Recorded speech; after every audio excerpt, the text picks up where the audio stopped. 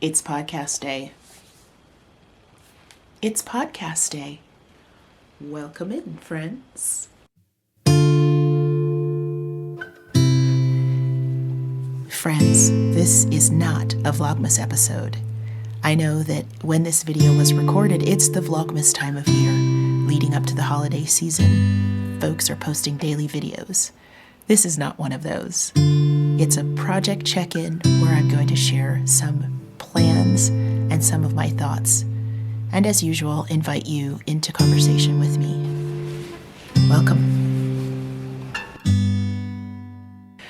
Today is December 1st, 2022, and I'm standing up in my craft room, standing up because I'm just trying a different format for recording. I kind of feel like I'm hunching a little bit to be seen on camera. Anytime I try something new, there's a slight period of adjustment. Thank you for coming back to my channel. I appreciate you being willing to spend a little of the precious time you have with me. I am recording this video very randomly. No plan, no show notes. I actually am doing this a little bit selfishly to kind of put a pin in the start of the month. This is the beginning of what I like to call my December downtime. And I was thinking about what projects I'll be working on this month, and I thought if I recorded a short video about where I am with some of my works in progress, then I could look back at the end of the month and see where I have reached with those projects. And selfishly, I say that because it's something that I'm kind of doing as my own little record keeping, but like many things in my making journey, I enjoy sharing it with you.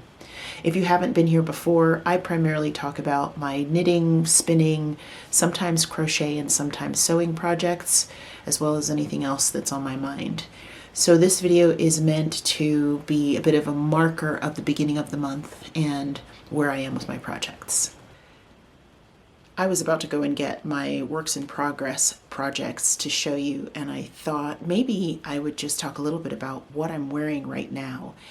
And I don't normally do that in my videos. It's pretty common in podcast format for the podcaster to share what they're wearing if it's a handmade centered podcast.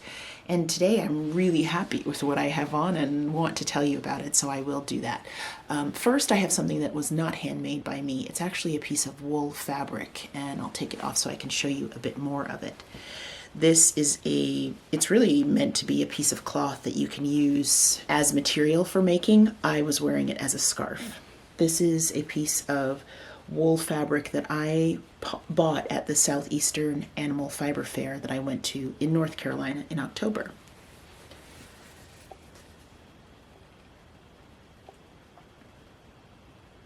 You can see that it has some great color dimension in the dyeing, which really drew my eye. You can probably also spot that this color is well within my preferred palette and totally fits my aesthetic. My friend Jessica had walked by this particular vendor and saw more fabric pieces like this and thought that I would love them, and she thought right. So we went over and got to feel all of the beautiful woolly surfaces and then picked some colors. So it is a piece of fabric. This one is a rectangular length. I haven't measured it, but there's a good amount here. And of course, you could use this for many things. I could cut it up and make it into a bag. I could use it as part of patchwork. Jessica and I have talked about embroidery on this kind of fabric, and I think that I will still do that. But what I did was I just folded it in half on the length and then folded it again. And I did this while we were at the festival because I thought that's about the length of a scarf. And then I put it around my neck with the folded end. I use that as a kind of a loop closure. And now it's sort of like a cowl, a nice comfy scarf. Love it. I'm going to drop down a little bit to show you the sweater I'm wearing, one of my absolute favorites, and this is something I did knit myself. Actually, I want to show you the neckline as well.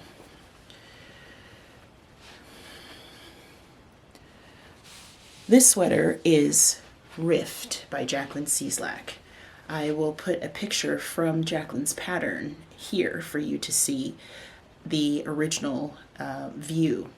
Rift is a pattern that was available in both short sleeve and long sleeve lengths, and I adore this sweater. It's cropped.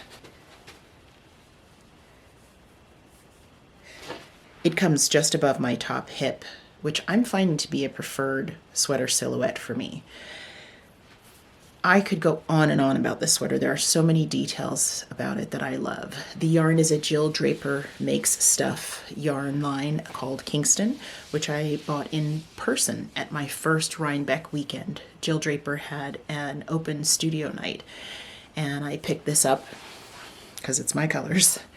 And then I knit the pattern sometime after. There are beautiful texture details along the inside of the sleeve, along the shoulder, and the pattern has options for the neckline. This sweater can actually be worn with a V neckline to the front, or you could turn that around and put it to the back. Similarly, you could do it the other way around. There was such good instruction in this pattern for the fine details like the underarm join and the way you cast on for the body.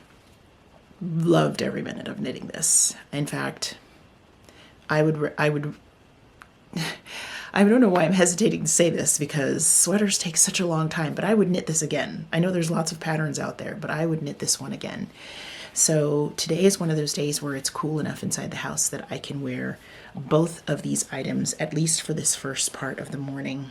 I tend to get up pretty early, and so it's still cool in the house, and that is when I get to enjoy some of my hand knits. It's probably actually even too warm outside to wear what I'm wearing, so I can enjoy these inside. We do have central air conditioning, but that's because I live in Florida, and you do need that most of the year in many of these homes. So winter weather from outside has not really happened yet. So yeah, glad I could share with you what I'm wearing so far. Now, let's get to the project piece. So I went to get my current works in progress, piled them up here around me, and I can share them with you. I wanted to touch on why I call this my December downtime. I know that during this month, for many, many of us, it is anything but calm and quiet. In many parts of the world, this is the lead up to a pretty hectic holiday season. And I have totally been in that frame of mind for years in my life, where the end of the year is sort of chaotic and it's frantic. And there's kind of a frenzy to the activities that starts back in October, like after Halloween, all the way through to the end of December, can feel pretty rushed. And a few years ago, I intentionally decided that December for me, in any way that I could control, would be the opposite.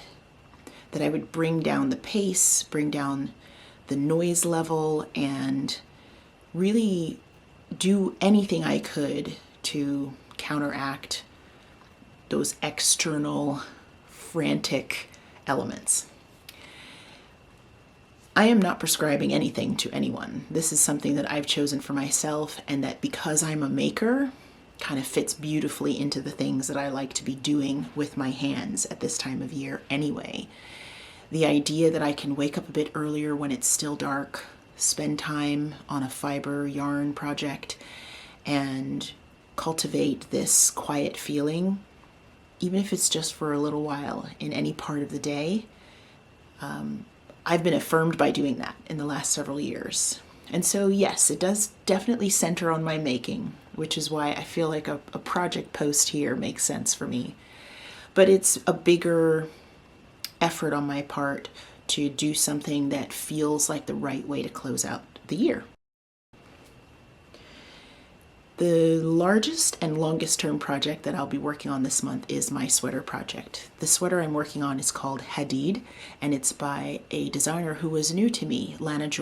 This pattern was recommended by my friend Jenny. When she saw it, she said, "This looks like something that you would make and wear," and she was 100% right. The pattern is here, and the pattern photo is here, and maybe you can see as well why I would enjoy this kind of dolman style shape. A little bit blousy, and I'll talk a little bit about my decisions around this project, but this fit is one that I have worn from ready-to-wear clothes, you know, that you buy in a store, and that I have knit in the past. My Citrine project is very much in this style. And so I'm working on Hadid this month because I would love to finish it soon. By the time I'm finished with it, it may actually be cool enough outside for me to be wearing a woolly top. Even if it's not cold, so to speak, this will be a short sleeve top, so I think I'll get a lot of good wear out of it. Part of what's special to me about my Hadid project is the yarn.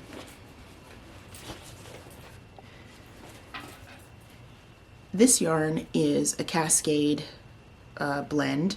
All of the information will be linked in the description box below for this project. It's a wool alpaca blend that I have reclaimed from a previous sweater project. Many years ago, I knit the Georgetown sweater. I love that collared cardigan. I wore it a decent amount, but from the time it came off the needles and was blocked, I knew that the sleeves were a bit too tight for me, even back then. And now they would not be wearable with the shape of my arms currently. So it stayed in my closet for a long time with one sleeve unraveled because I knew I already wanted to, at a minimum, redo the sleeves. But I just abandoned it. Maybe there was some disappointment in knowing that the rest of the sweater was so perfect, but it wasn't fully wardrobe staple wearable for me because of the sizing. So when I saw that the Hadid pattern called for a similar yarn blend, I got the idea to finish unraveling the Georgetown sweater and to use that yarn for my new project. Just gonna say that unraveling an old project that was not being worn, to reclaim the yarn and use it for a project that I'm really excited to wear is super satisfying. Maybe you've done this in the past. I have unraveled sweaters before, and it's been a pleasant, positive experience each time, and this is no exception. So the yarn, as I said, is a wool alpaca blend. And it's in none other than my favorite charcoaly gray. Here's how far I've reached on the sweater. It is a bottom-up sweater, and it's highly textured. The front and back are pretty much the same most of the way.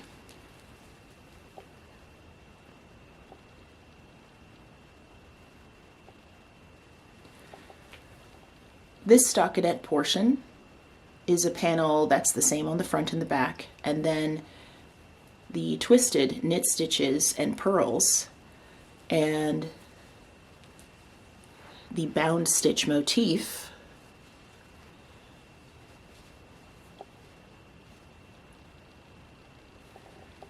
those are on the sides of that front panel and the sides of the body.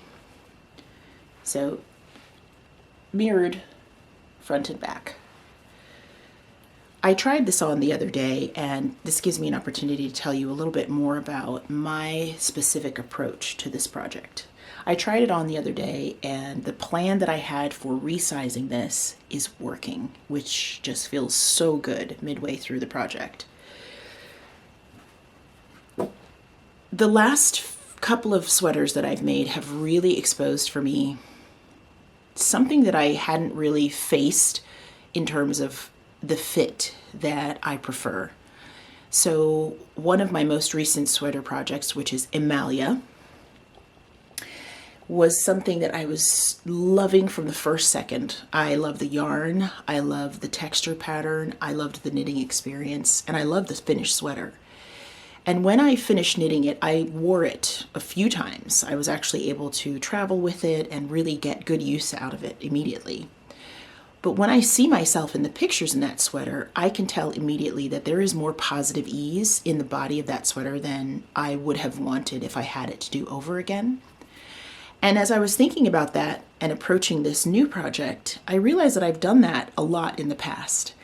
I have chosen sweaters that match the measurements for my chest measurement plus several inches. And probably you've seen in patterns, especially recently, that the oversized fit, the positive ease with 6 to 12 inches around the body is pretty common.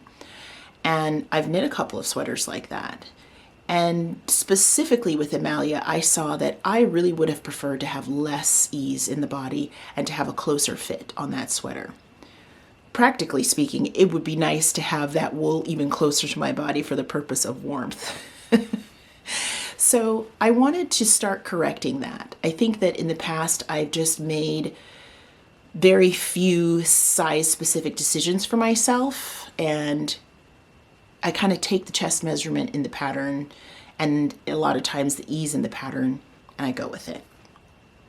By contrast, my Citrine top was knit with an intentionally closer fit and less ease. I'll put a picture of that here. That is much more the silhouette that I'm after. With that in mind, I read through the pattern for Hadid and had to do a good bit of mathing. What it came down to is the Hadid is knit from the bottom up, and so the measurements I had to consider were my measurement near my top hip where I want it to fall, the measurement at my chest going up to the shoulders and how it's going to fit across my chest, and those two sizes in the pattern would have been larger than I wanted, being based on my chest measurement. I wanted a closer fit at the top hip, and I actually wanted a closer fit overall. So to the pencil and paper I went. What I figured out is that I needed to knit the sweater beginning at the bottom with a hip measurement and then work my way up to a chest measurement that was smaller than what was called for in the pattern. Now, in a stockinette sweater with not much going on, that would be really simple and easy for me to execute. It's just a matter of figuring out my stitch count numbers and going from one stitch count to another. However, the texture pattern at the sides that I showed you are, a stitch repeat that's done over a certain number of rounds.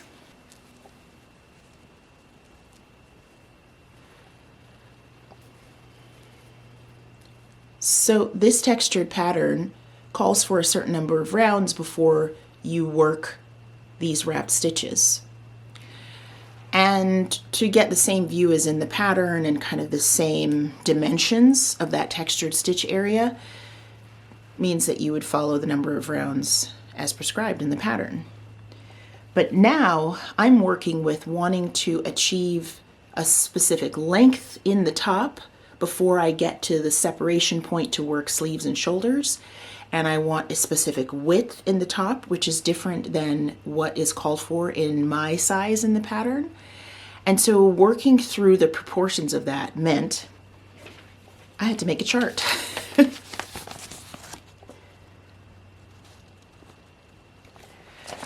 So if you don't know the pattern, this chart won't make any sense to you. So I don't feel like I'm giving anything away about the paid for pattern itself. But essentially, I needed to contemplate a few things. Increases, wrap stitch rows, and how to get from one stitch count to another desired stitch count and keep the right length for the body of the sweater. This was all done before I cast on, just to make sure that I could achieve what I was after. And it has been so satisfying to go through the knitting that's represented here, try on the sweater. I'm just about at the lower portion of my chest, my bust, full bust area, and figure out that so far, so good. Very satisfying. So I've got reclaimed yarn. I have a sweater silhouette that I love. I have had a revelation about fit, and I've been able to do some figuring and calculations that seem to be working. That's a sweater that I'll be working on this month.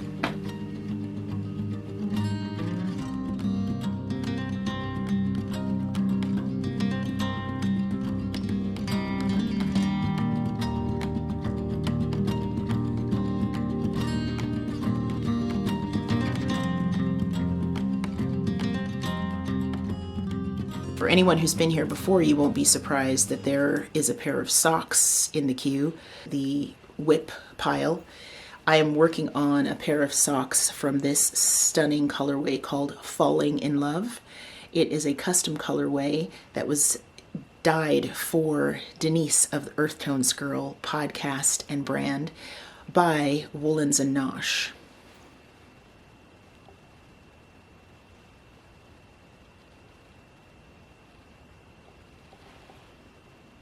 All the autumny goodness in there. I started these a good while ago now, back in Socktober, and I started working on them cuff down using the contrast yarn that came with the sock kit. Here's an example of the original skein of that colorway.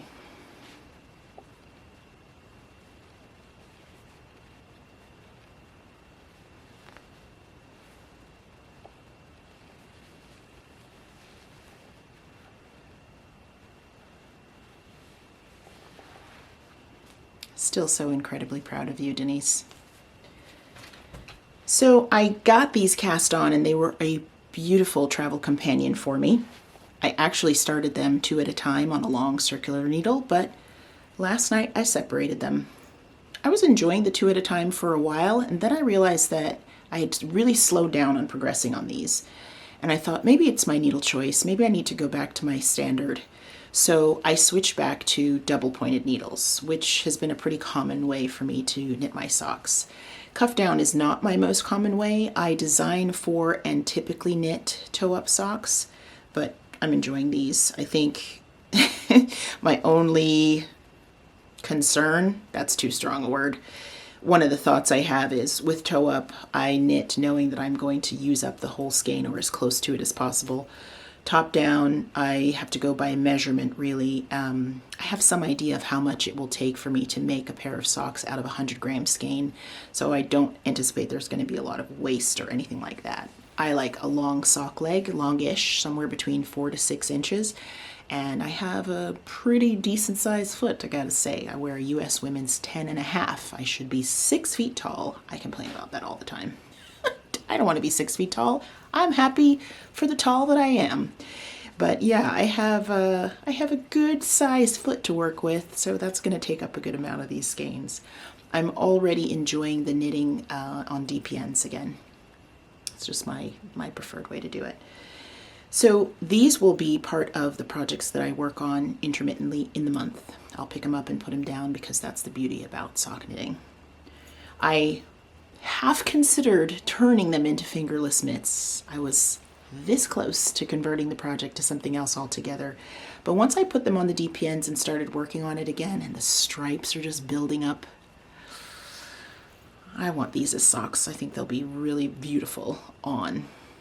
And it's just another good way to be close to my friend.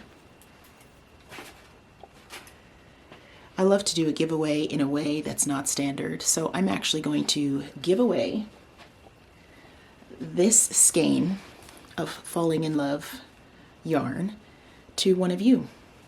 If you want to be entered to win this, just say that in your comment on the video below, that you'd be interested in being entered to win this skein of yarn. I will tell you that the blend is beautiful. It's not one that I had worked with much before. It's 90% superwash Targhee, 10% nylon, and it's a 3-ply. It's a little hardy, a little meatier on the fingering weight side of things, and I've been enjoying it. I hope you will too. So yeah, I'm not going to announce this as a giveaway video. Those of you who have watched the video to this point will know that there's a giveaway happening and you could be entered. I will draw for the winner within about 10 days to 2 weeks and send this to one of you.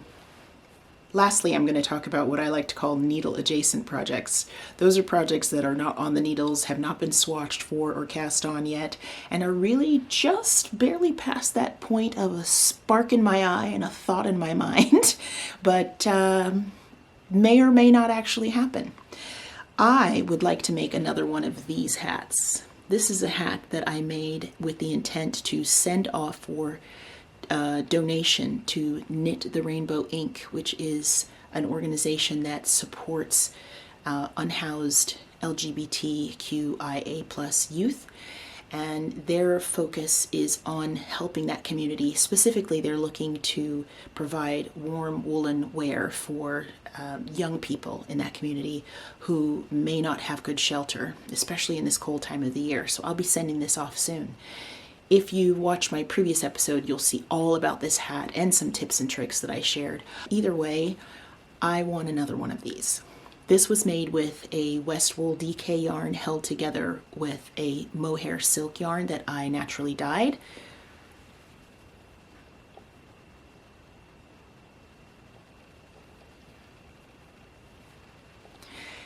It's halo-y and soft and lovely. In that last episode, I put up a video of myself wearing it, and we all should have known from then that, of course, after I saw myself in it and felt the loveliness on my head, I would want one too. I have more of both of these yarns left over. I'm not sure that it will be enough for the same size hat, so my plan is to make another one that will likely be smaller, or maybe at least a little closer fitting, that I think would still make a great hat for a morning walk in the cooler temperature times. So that's needle adjacent. It didn't take me long to finish this one, so I know it's a quick-ish project, but I'm not going to set myself any deadlines. Deadlines do not fit with downtime December. I'm going to say that it's a project I think I would really enjoy, and at some point I might cast on, knowing that it would be an almost instant gratification knit that would be put to use. And finally, I had a lovely play date with my friend Anna a couple weekends ago where we decided to get into the dye pots and do some natural dyeing with materials that I had right in my pantry. We dyed with avocado pits and peels, marigolds. Anna brought some amazing materials like Brazil wood and cochineal, and we had such a great weekend day playing with color. And one of the needle adjacent projects, or one of my kind of daydream projects, would be to use some of the yarn that we dyed together that day.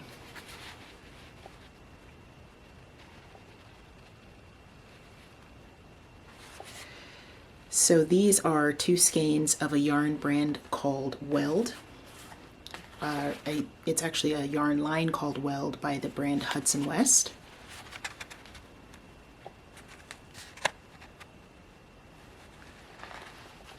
I bought 5 skeins of this yarn on a D-stash on Ravelry. That is actually one of my preferred ways to get new yarn, and especially yarn that I want to play with in my dye pot and just try out, not for any specific project, and often not in a great quantity, although that may change because I'm starting to move myself toward project-based yarn acquisition if I'm going to bother acquiring yarn. But in this case, I knew that 5 skeins would be a good amount for Anna and I to play with some color. So we made different combinations.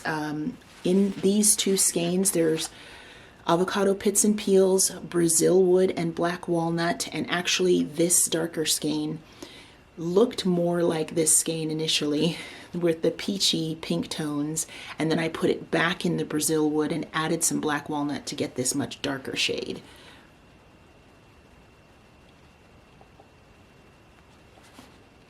I could not be more pleased with these, and as I hold them up together, you can see why they might be a nice project. Very complementary colors, very much within my color wheel. So I am thinking about what this could become. Whenever I have 2 skeins and good pairing colors like this, I think color work or striping or something that really emphasizes the fact that I wanted them to be together. So needle adjacent woolly yarn. The content of this yarn is, I have to remember, or not remember, I don't have to remember, I just have to look. They were all cream colored, undyed at first. I don't know if I said that. So this is made up of 70% US Merino, 30% Corriedale. Corriedale is one of my favorite fibers. Another blend that I had not really worked with before. I love the feel of this in the skein. I predict that I will also enjoy it to knit with, so we'll see. If you have any ideas, I've got 400 yards here. This calls for a US 3 needle, and I would say this is going to knit up DK-ish weight. So if you have any ideas for a 2-color project in the 400 yard range, let me know. I will probably search specifically for this quantity so that I could use them both up. That's it for this episode, friends. I intended for it to be a quick check-in with you, and as I said, putting a pin in my project plans for the month.